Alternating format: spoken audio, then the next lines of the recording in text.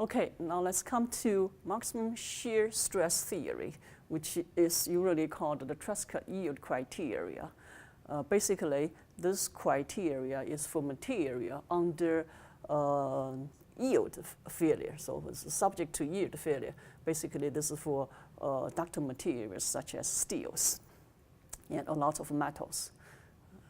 All right, so again, from our analysis of our real part, our mechanical part, we come out to the stress state for our most critical point. Okay, we got the principal stresses like sigma 1, sigma 2, and sigma 3.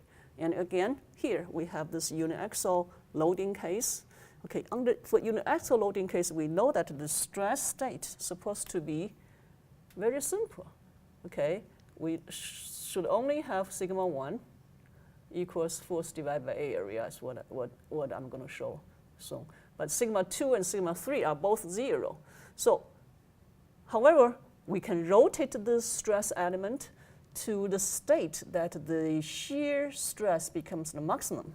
And we know how to figure out that maximum shear stress. And that is sigma 1 minus sigma 3 divided by 2. And here sigma 3 equals 0, so that becomes sigma 1 over 2. Okay, that's what I'm showing over here.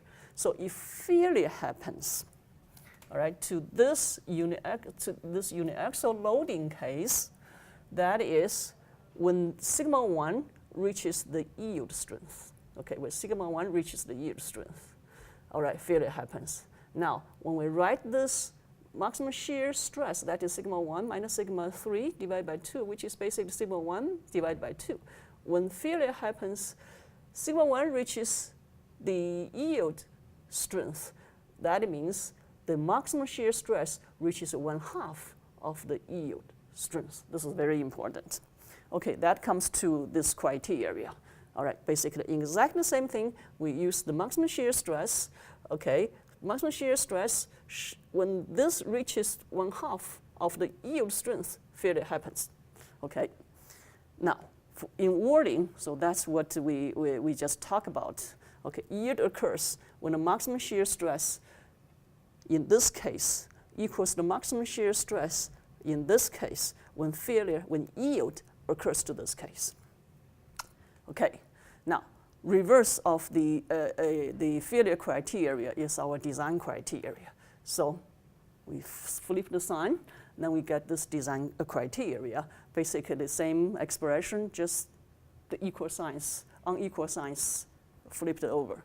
All right, this side, sigma 1, sigma 3 are our design stresses, and here this side, Sy, which is the yield strength, is the allowable stress. That's the maximum this stress state can go. Okay. Again, and then S is the factor of safety, which we're going to talk about more in class. All right, we are also interested in the safe regime. Again, for the plot of the safe regime, we use sigma A and sigma B. We assume like sigma A is in the X direction and sigma B is in the Y direction, things like that. So we allow the stress to change continuously. So then we can get a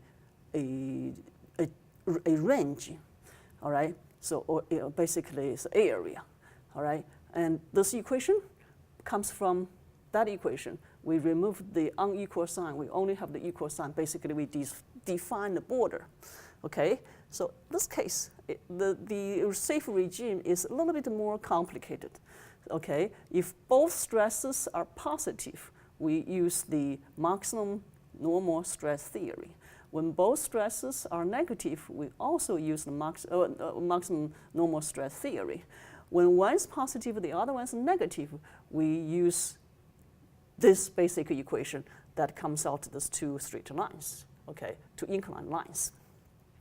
All right, so remember, this combination is the safe regime. So within this shape, okay, it is the safe regime. Outside of this shape, outside of this, the borderline is unsafe. The design is unsafe.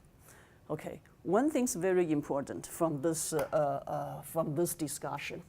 So basically, you see from here, all right? You see from right here, maximum shear stress equals 1/2 of the yield strength. That defines the shear failure. So that gave us the definition of another strength. It's not from really this test, but it's derived from this test. That is the shear yield strength, which is 1/2 of the yield strength of the material. Okay, we keep this in our mind. This is one of the definitions for shear yield strength. Later on, we're going to learn a different one in class. But keep this in our mind. We can do the comparison of the two. Thank you.